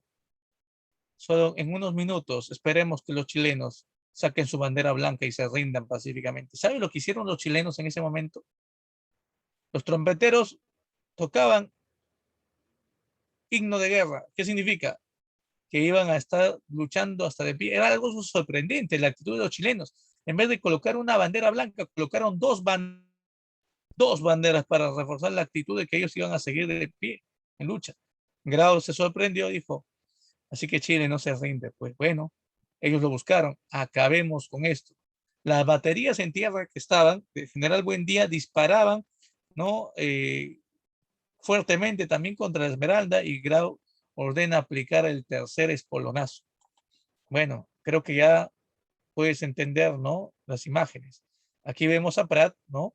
Cuando está ordenando el abordaje al Huáscar, antes de saltar, momentos antes, ¿no? De llegar al Huáscar. Aquí está Prat. Grau, lo conoces a Grau, ¿verdad? Y miren la imagen animada de cómo se termina recreando el tercer espolonazo del Huáscar contra la Esmeralda. Eso es lo que le pasó a la Esmeralda, chicos. La embarcación chilena se abrió, se partió en dos y lentamente se hundió. Muchos chilenos que también eran nuevos, eran novatos, como tú comprenderás, no sabían nadar. No tenían preparación en nada. ¿no? Así que trataron de sacar botes, pero fue demasiado tarde. Algunos, para evitar la muerte ante la devastación de la Esmeralda, se arrojaron al mar y muchos de ellos terminaban muriendo ahogados. Grau ve la actitud de desesperación de los chilenos y ordena con pequeños botes, ¿no?, a submarinos peruanos a rescatar a la tripulación chilena, como ves en la imagen. Esta actitud va a generar que los chilenos bauticen a Grau con un seudónimo. ¿Cómo le llamaron a Grau los chilenos? Por esta actitud, Caballero de los mares. ¿no? Claro, el caballero de los mares. ¿Está? Muchos critican, ¿no? Muchos peruanos critican esta actitud, ¿no? ¿Por qué Grau tuvo que rescatar a peruanos? Más bien debió apoyar a la independencia. Pero la independencia era nuestro mejor barco. Tuvo problemas con la Covadonga. La Covadonga no era un problema para la independencia, chicos. La Covadonga era una pequeña nave que los chilenos le habían quitado años atrás a España, recuerden.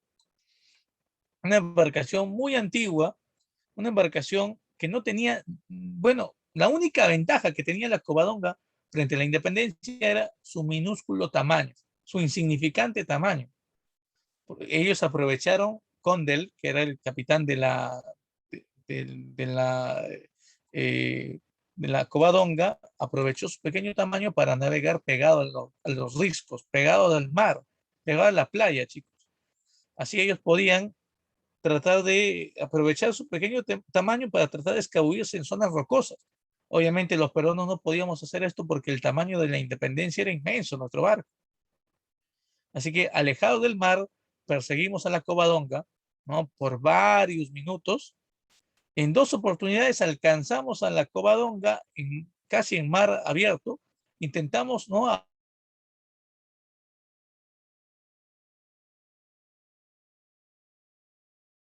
los chicos. Fue en ese momento donde Guillermo More toma la decisión de aplicar el espolón.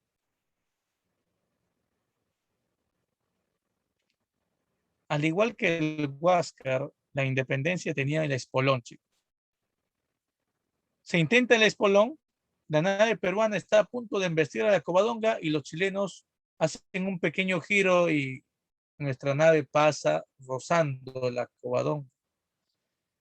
More se emociona y dice: inmediatamente retrocedan para un segundo espolonazo, y en ese momento la culeta de nuestra nave choca con una roca en calla y empieza a abrirse lentamente la cubierta y nuestra nave se empieza a hundir.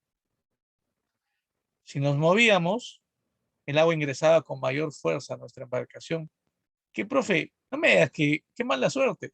Los chilenos, que ya habían avanzado varias millas hacia el sur, escapando de nuestra nave, se percatan de lo que está ocurriendo y deciden regresar para rematar a la independencia. Eso iba a ser un logro para Condell, obviamente. Una pequeña embarcación acabando con la mayor nave peruana. Los chilenos tenían la ventaja de que ellos podían desplazarse libremente, nosotros no podíamos hacer esto, obviamente. Y bueno, tú ya debes entender lo que ocurrió, ¿verdad? Profe, ¿qué?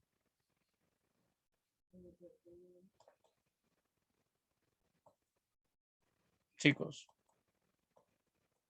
eso terminó siendo una total derrota.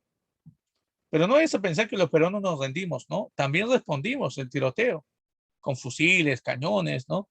Era un momento en el cual, ¿no?, un cañonazo de la Covadonga impacta sobre el mástil central de la Independencia y nuestra bandera estaba a punto de caer al agua. Dos heroicos marineros, ¿no?, cuyos nombres o apellidos no recuerdo, subieron, treparon el mástil que estaba roto, sacaron la bandera peruana y la colocaron en un mástil secundario. Nuestra bandera seguía flameando, ¿no? Entonábamos el himno nacional, ¿no? Las melodías del himno nacional se escuchaban en ese momento. eh, el 60% de nuestra nave estaba hundido. More ordenaba a su tripulación sacar los botes salvavidas y tratar de llegar a la costa sanos y salvos. Un pequeño grupo lo acompañaba luchando contra los chilenos, cuando en ese momento un cañonazo del norte se hizo sentir. ¿Quién era? Era el Huáscar, que venía en rescate de la independencia. El Huáscar había llegado, ¿no? Y desde una larga distancia disparó un cañón. Cuando los chilenos de la Covadonga vieron, ¿no?, aparecer el Huáscar, inmediatamente avanzaron hacia el sur, huyeron. Imagínate la cara de los chilenos en ese momento cuando llegaba el Huáscar. Imagina también el rostro de los peruanos de la independencia cuando llegaba el Huáscar, ¿no? Prácticamente el Huáscar llegaba a salvar, ¿no?, a los peruanos que estaban en la independencia, y por media hora Grau persiguió a la embarcación de Cóndor, pero la Covadonga le había sacado demasiada ventaja, ¿no?, en desplazamiento, así que decidieron simplemente regresar. No se logró hundir en la Covadonga, se nos escapó esta embarcación. Y cuando vuelve, bueno, la mayoría de la tripulación de la Independencia estaban sanos y salvos en las costas, pero faltaba Guillermo More, el capitán. ¿Has escuchado alguna vez el capitán no abandona el barco? More se quedó en su nave y quería hundirse junto a su nave. Se sentía responsable, ¿no?, por el fracaso, obviamente, militar que se había dado en esta circunstancia. Grau tuvo que acercarse a la independencia en el Huáscar y tuvo que hablarle a More, ¿no? Y tuvo que convencerlo de que no merecía morir, de que se necesitaba todavía su apoyo, porque el conflicto todavía seguía. More le decía a Grau, Grau, con la pérdida de la independencia hemos perdido el conflicto. Ya no hay nada más que hacer. El Huáscar no va a poder resistir solo frente al enemigo. Y era algo muy cierto, ¿no? Pero Grau le dijo, no, amigo, yo te admiro, ¿no? Tú tienes más experiencia que yo en esto. Es necesario que sigas luchando contra el enemigo. Necesitamos hombres como tú. Y Moren le dice, está bien, Grau, voy a seguir luchando, pero nunca más sobre un barco, ni nunca más portando el uniforme de mi institución a la que he defraudado. Ahora lucharé en tierra como un soldado, como un civil más apoyando al ejército. Y es así como no termina el combate. A esta segunda parte, que consiste en enfrentar a la Covadonga y a la Independencia, se le da el nombre de combate de Punta Gruesa, chicos.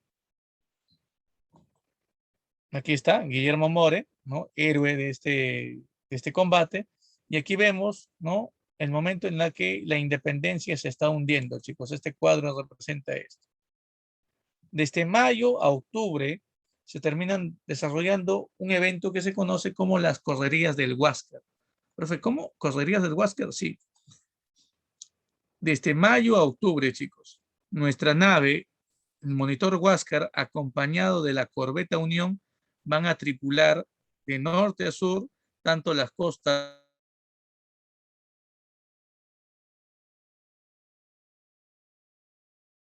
en las costas y se evite una invasión por tierra al Perú. Fueron largos 5 meses de lucha.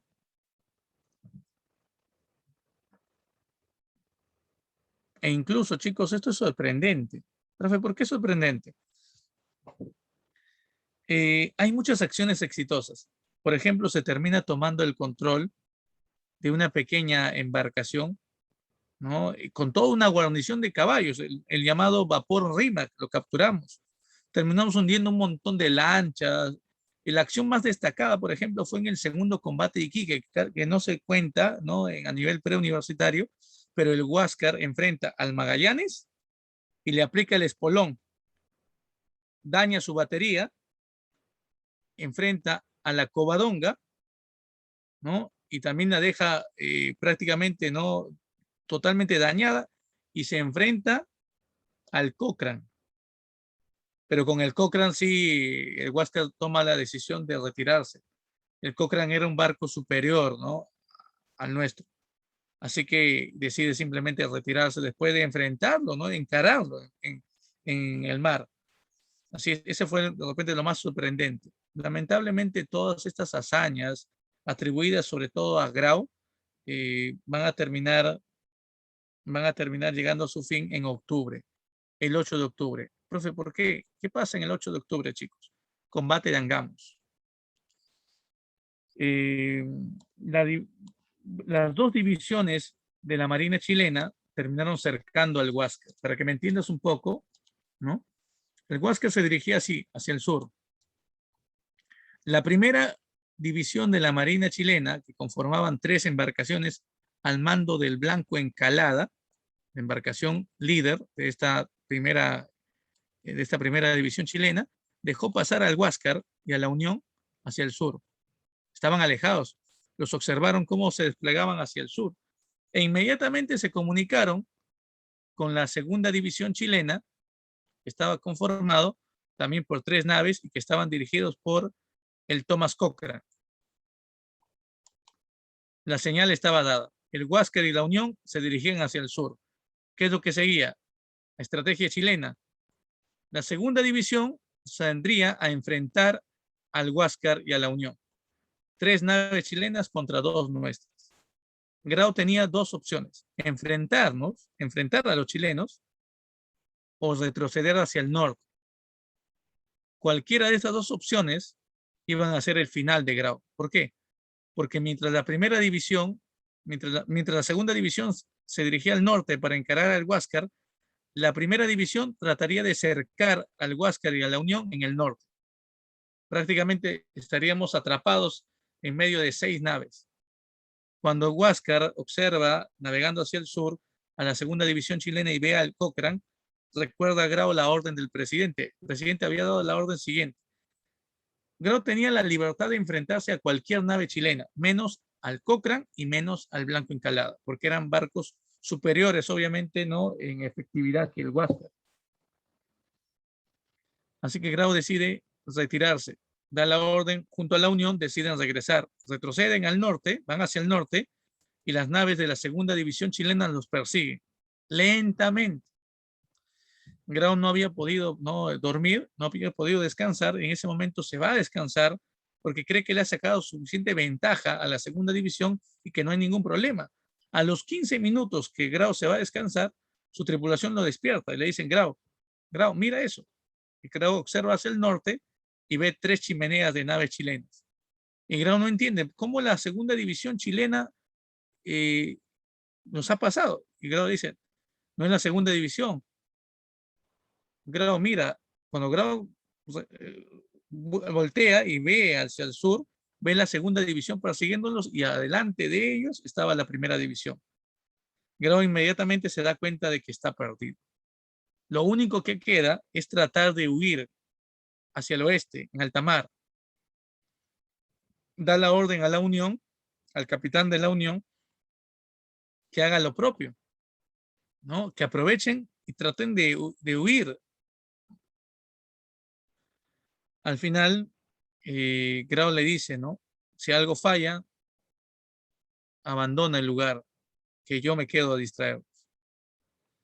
Grau se iba a sacrificar junto al Huáscar para evitar que las 2 naves peruanas cayesen, ¿no?, bajo control de los enemigos chilenos. Entonces, llega un momento en el cual Grau trata de huir hacia alta mar, pero quien le cerca el paso es el Blanco Encalada, la embarcación líder de Chile en la primera división al norte. Lo termina cerrando el paso y a punta de cañones ambas naves se terminan enfrentando en el mar. La Unión se da cuenta de que todo está perdido y tiene que hacer caso a Grau, así que decide avanzar a alta mar y tratar de huir. Cuando las 2 naves, el Matías Cauciño y el Loa de Chile, de la primera división que acompañaban al Blanco Encalada, salían a su casa. En ese momento, el capitán de la Unión decide liberar mayor cantidad de humo, vapor, de las chimeneas y prácticamente termina cegando a las naves chilenas y logra hacerse paso y navegar hacia el norte, escapar. Mientras tanto, Grau se enfrentaba con el Maciño cuando de pronto cañonazos de la Covadonga y del Blanco Encalada llegaban hacia él. Al final, Grau trataba, ¿no?, de enfrentar a las naves chilenas, pero no podía. En ese momento, una bola de cañón del Cochrane, una granada, ¿no?, lanzada del Cochrane, llega a la torre de mando donde estaba Grau y explota. Grau muere. Lo único que va a quedar de él es su bota izquierda y su pie dentro, ¿no? Pero nada más. la otra parte de su cuerpo es totalmente destruido. Elías Aguirre toma el mando de la embarcación peruana a la muerte de Grau, pero también durante el combate muere. Melitón Rodríguez asume el mando, también muere, ¿no? En ese momento es cuando Pedro Garezón es el último que toma el mando de la nave peruana y al ver que todo está perdido ordena que se abran las válvulas y que el Huáscar se hunda. Cuando los chilenos ven la actitud de los peruanos de hundir su nave, ¿no? Antes que caiga en manos de ellos, deciden dejar de disparar al Huáscar, se acercan a él, abordan el Huáscar, toman a los prisioneros peruanos, eh, cierran las válvulas, retiran la bandera peruana, colocan la bandera chilena y se llevan el Huáscar como trofeo hasta su mar. Hasta el día de hoy, en el mar de Chile se encuentra el Huáscar y es un museo. Es un museo abierto, ¿no? Donde se recuerdan, ¿no? Estos episodios, sobre todo del combate de Angamos en ese tiempo. Y Grau es honrado por los chilenos, ¿no? Grau es uno de los pocos peruanos que es respetado y honrado y recordado, ¿no? Cuando se habla de la guerra del Pacífico en ese país. Así es. Y bueno, chicos, la pérdida del Huáscar y también la muerte de Grau trae como consecuencia de que Chile domine el mar y bueno, así termina la campaña marítima. Ahora Chile tiene todas las de poder invadir las costas peruanas, por eso lo que vamos a ver la siguiente semana es ya la incursión chilena al territorio peruano, ¿no? ¿No? Entonces aquí nos vamos a quedar por hoy. Eh, bueno, gracias por la atención. Vamos ahora a resolver el material, chicos, de preguntas que tenemos. A ver, por aquí. A ver, presten atención, por favor. Vamos. Pregunta 1 dice, hacia fines de 1871, la política del Perú, en la política del Perú, el Partido Civil representaba la alternativa de desplazar, a ver, ¿qué marcamos aquí?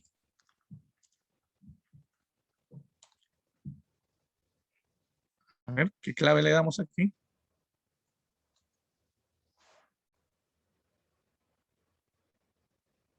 ¿A quién iba a desplazar el Partido Civil en ese tiempo? Era una alternativa de desplazar a quiénes.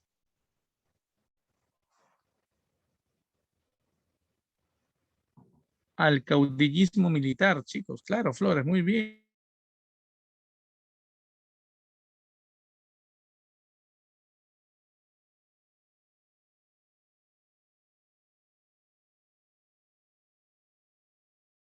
Con respecto al control del Estado. En el aspecto político, ¿qué planteaba en el aspecto político el Partido Civil, chicos?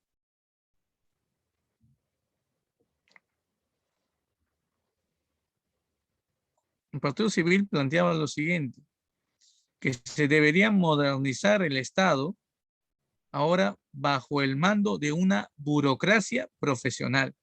Por eso es que se impulsó mucho la educación. Recuerden, Pardo decía, ¿no? Debemos invertir en educación. Por eso es la reforma, ¿no? Las escuelas, sobre todo escuelas de formación de ingenieros de minas, ingenieros agrónomos, ¿no? Era importante educar a la población. Ahí está. La respuesta es la A. ¿Sí? Muy bien. A ver, vamos con la número 3. Señale la alternativa correcta respecto al programa civilista en el Perú. A ver, chicos, ¿qué marcamos aquí?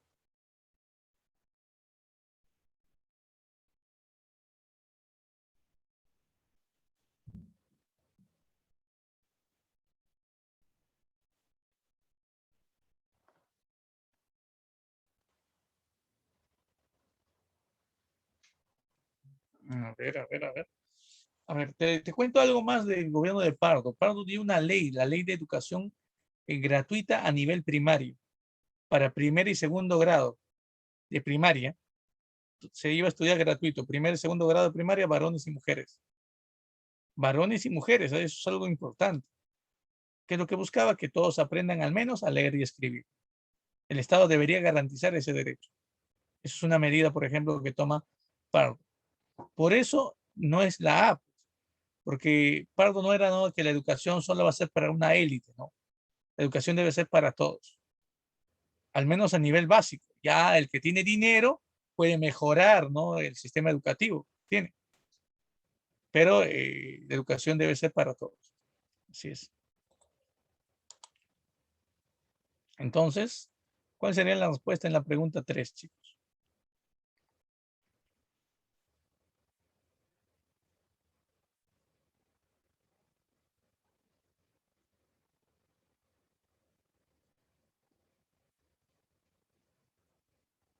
A ver, a ver.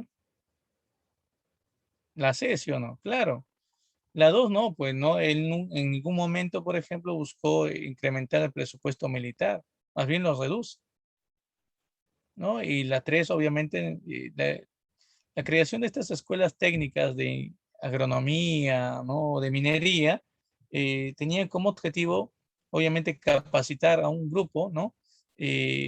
Para poder así atraer mejor al capital extranjero. Y bueno, claro, hay una alianza que se firma con Bolivia, recuerda, el Tratado de No Agresión, pues, ¿no? Aquí la respuesta es la C. 4. Dentro del plano político y económico del civilismo no se encontraba incluido, a ver, ¿qué marcamos aquí?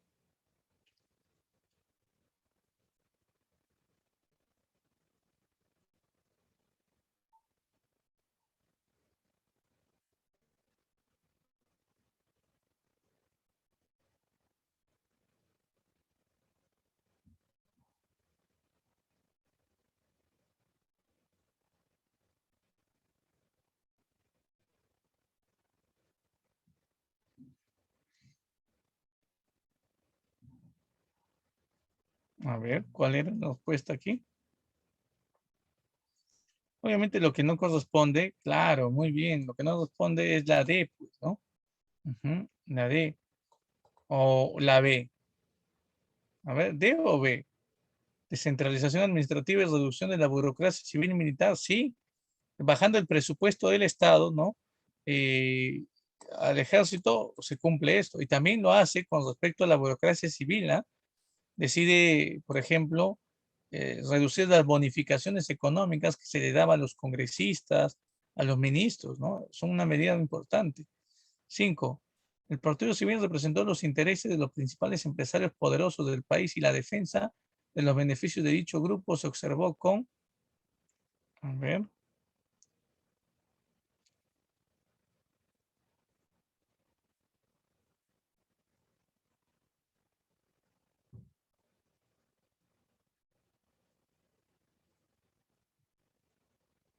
la chico facilito, ¿ah?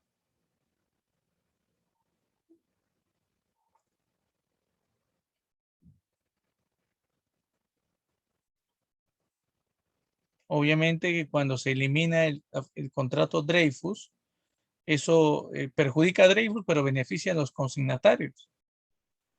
Ujú, dándole así la oportunidad, ¿no? De poder eh, todavía comercializar el guano. ¿Ya? Eso es importante. La D. Pregunta 6. A ver, respecto al gobierno de Manuel Pardo y Lavalle, ¿qué marcamos aquí?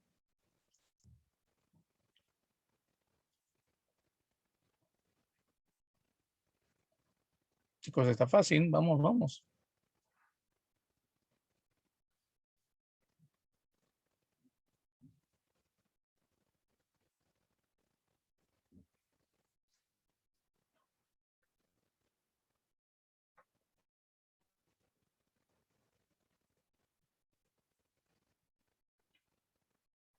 Claro, uno y dos, ¿no? Muy bien, claro.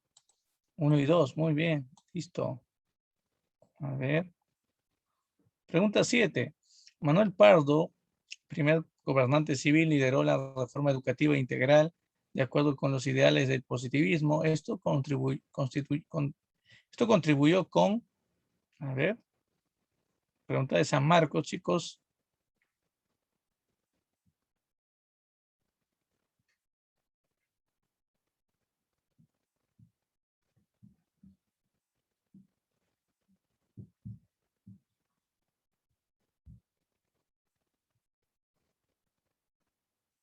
Aquí la respuesta es la C.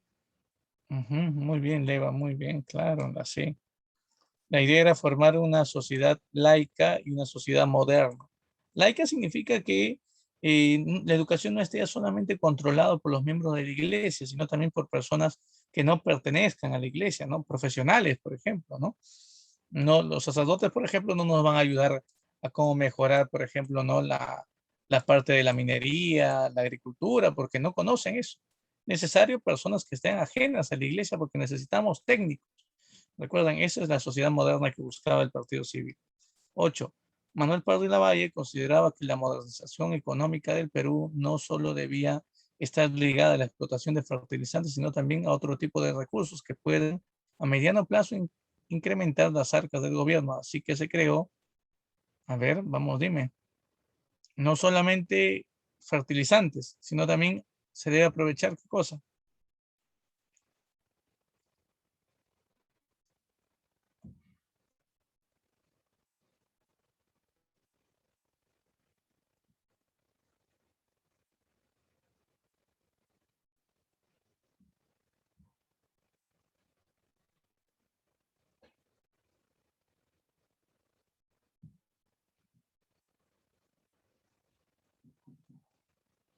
A ver, chicos, vamos. La C, pues, el colegio, ¿sí?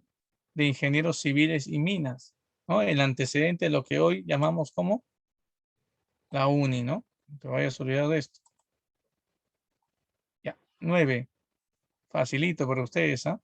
Respecto a la cultura y la educación durante el primer civilismo, ¿es correcto afirmar qué cosa? A ver. Uno, se creó la Escuela Nacional de Ingenieros y Minas, verdadero, ¿no? Se realizó el primer mapa de la República, falso. El primer mapa ya se había creado en tiempo de Castilla, ¿no? En la época de la prosperidad falaz. Se creó la Escuela Superior de Agricultura.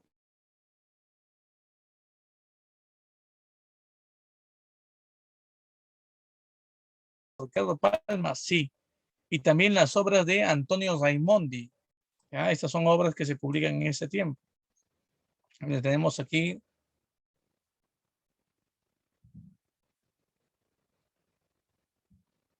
1, 1, 3, 4. A ver, a ver, a ver. El anarquismo del sindicalismo, eso viene después con Manuel González Prada, más adelante, fines del siglo XIX. ¿Ya? Ah, te están pidiendo lo incorrecto. Ah, muy bien, excelente, Flores. Entonces sí hay clave, pues, ¿no? 2 y 5, ¿verdad? Claro, la C. Muy bien. Muy bien, muy bien. Ya está. Pregunta 10. Ordene de forma correcta la secuencia de hechos relacionados al primer civilismo. A ver, ¿cuál va primero? Elección de Mariano Ignacio Prado, representando al Partido Civil en las elecciones presidenciales. Eso es en el 76, ¿verdad? Firma del Tratado de Mutua Defensa con Bolivia, 1873. Es eso. El asesinato de Manuel Pardo de Lavalle en el Senado. Eso se dio en el gobierno de Prado, o sea, después de las elecciones. La respuesta sería 2, 1, 3, ¿verdad? ¿Sí o no? Muy bien, la respuesta es la B. Claro, Leva, muy bien. Ya está. Muy bien, chicos. Entonces, con eso terminamos nuestra clase. No se olviden, 2:30 se activa